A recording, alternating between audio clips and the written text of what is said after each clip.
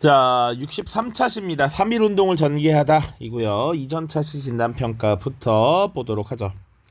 박상진 등은 공화정의 수립을 목표로 1915년 대구에서 대한 광복회를 조직했습니다.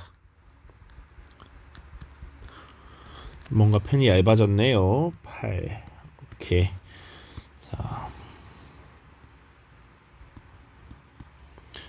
자, 대한 광복회. 이상설과 이동희를 정부통령으로 하여 연해주에서 조직된 정부 대한 광복군 정부입니다. 자, 이제 3.1 운동 볼 겁니다. 1910년대 우리가 나름 모았던 기가 빵 터지는 시기다라고 보시면 돼요. 3.1 운동, 3.1 독립선언 어떻게 일어났는가 보도록 하죠. 첫 번째, 국내에서 어떤 만세 시위가 준비되었는가.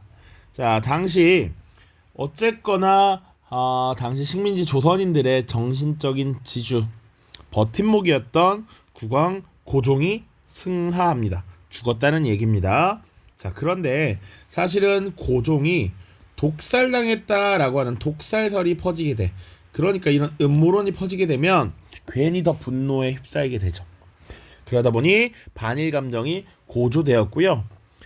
이것을 빌미로 사실은 종교계 지도자들과 학생들이 대규모로 만세 시위를 계획했습니다. 그래서 천도교, 기독교, 불교의 지도자들이 그리고 학생 대표들이 비밀리에 모임을 가졌다. 자, 종교계 인사들을 중심으로 민족 대표를 구성했고요. 총 33명이었습니다. 자, 그리고 독립선언서를 작성하게 되죠. 이 1919년이 기민년이어서 기미독립선언서라고도 표현합니다. 독립선언, 대중적 비폭력운동 전개 방침을 확립하고 전국 여러 도시에 이 독립선언서를 미리 배포하게 되는 것이죠.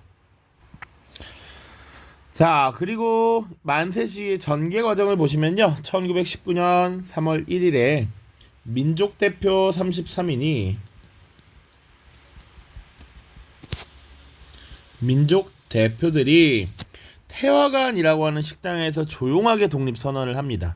그러니까 원래는 이 뒤에 나와 있는 탑골공원에서 독립선언서를 낭독하고 만세 시위를 함께 하려고 했는데 사실은 이 과정에서 시위가 격해지면 일제에 의한 유혈 사태가 날 것을 염려해서 민족 대표들이 태화관으로 이동해서 조용히 독립선언을 하게 되었죠. 그리고 평화적인 시위를 전개합니다.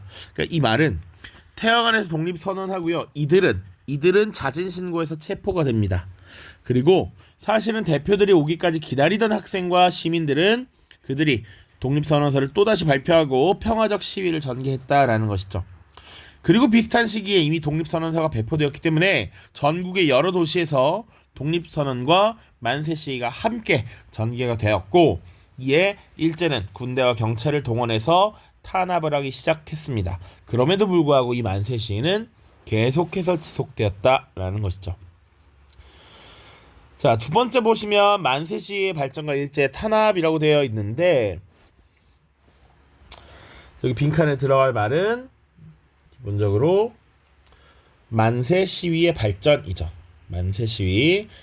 위에 제목이 만세 시위의 발전과 일제 탄압인데 2번이 일제 탄압이니까 자, 이제 모든 계층이 참여하게 됩니다.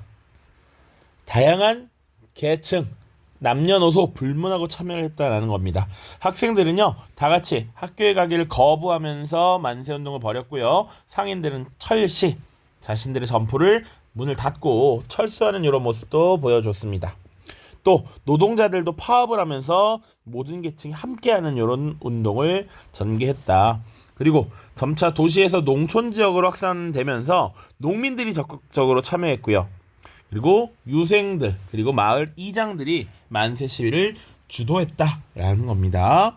그러다 보니 이 시위의 양상이 평화적 시위에서 적극적인 무력 투쟁으로 변화했다라는 겁니다. 자, 그래서 식민지 통치기관을 공격하고요. 일본인 지주나 고리대금업자를 응징합니다. 또 이 1910년대 무단 통치의 핵심이었던 헌병들이 기거하는 주재소가 있습니다. 이런 주재소를 털든지 이런 모습들을 보이게 되는 것이죠. 자, 그리고 이 시위는 국외로도 확장이 됩니다. 만주, 연해주, 미국, 일본 등등에서도 만세 시위가 일어났다. 그러나 일제는 무력으로 만세 시위를 진압했고요. 무자비한 학살을 자행하기도 했습니다. 대표적인 것이 화성 제암리 사건입니다. 자, 그러면 이런 3.1운동의 전개를 우리가 지금 쭉 살펴봤는데, 그러면 이 3.1운동이 가진 의의는 무엇이냐? 모든 계층이 참여한 최대 규모의 민족운동이었다라는 것이고요. 그래서 이 과정에서 남녀노소라고 했습니다. 여성들의 참여도 늘어났고요. 학생들, 심지어 어린이들까지도 참여를 했다 이 말이야. 그래서 이들이 사실은 우리가 국가와 민족을 위해서 뭔가 할 수 있는 주체로구나 라는 자각을 갖게 되면서 여성운동, 학생운동 이런 것들이 점차 확대됩니다. 민족 주체로서의 자각이 이루어진다라는 거지. 자, 그리고 이 3.1운동에 놀랐던 일제는 통치 방식을 변화하게 됩니다. 기존의 무단 통치에서 소위 문화 통치로 전환하게 되죠. 그래서 1910년대와 20년대 통치 방식 변화 우리 살펴봤습니다.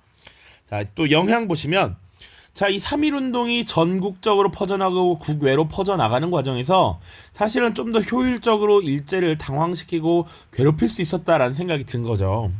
독립운동이 물론 정말 전 계층이 참여하고 대다수의 사람들이 참여했지만 이것을 체계적으로 지휘를 했다면 더 큰 효과를 나타내지 않았을까라는 생각이 든 겁니다. 그래서 이것을 체계적으로 지휘할 지도부의 필요성이 제기되었고, 각지에서 정부의 성격을 가진 이런 단체들이 만들어졌는데 이것을 통합해서 대한민국 임시정부가 수립됩니다. 1919년 4월에 상하이에서 만들어졌던 임시정부에 여러 정부들이 통합하면서 9월에 임시정부가 수립되었다. 자, 그리고 이제 19년 이후 20년대가 되면 무장독립군의 활동이 강화됩니다. 그리고 한국에 식민지 조선에 사회주의가 유입되면서 농민 노동운동도 활성화가 됩니다. 자, 그 외에는 중국에서 오사운동이라고 하는 사건이 벌어지게 되는데 이 오사운동에도 영향을 미쳤다 정도 볼 수 있겠습니다. 자료학습 보고 마무리를 짓도록 하겠습니다. 다음 자료를 보고 빈칸에 들어갈 알맞은 말을 써보자 라고 되어 있고요. 이게 흔히 말하는 기미 독립선언서입니다. 기미 독립선언서. 자, 5등은 자해. 조선의 독립국임과 조선인의 자주민임을 선언하노라. 금일 이 거사는 정의, 인도, 생존, 존영을 위한 민족적 요구이니 오직 자유적 정신을 발휘하여 최후의 1인까지, 최후의 시간까지 민족의 정당한 의사를 시원하게 발표하라. 자, 이 독립선언서는 1919년 3월 1일에 손병희, 이승훈 등 민족대표 33인의 이름으로 발표된 것입니다. 손병희는 동학이 계층되었던 천도교의 대표로서, 이승훈은 기독교 혹은 개신교의 대표로서 참여했습니다. 그리고 또 불교 대표도 참여했습니다. 우리 한용운이라고 하는 인물 언급한 적이 있어요. 자, 이런 대표들이 참여했습니다. 자, 3.1운동의 시작을 알렸고요.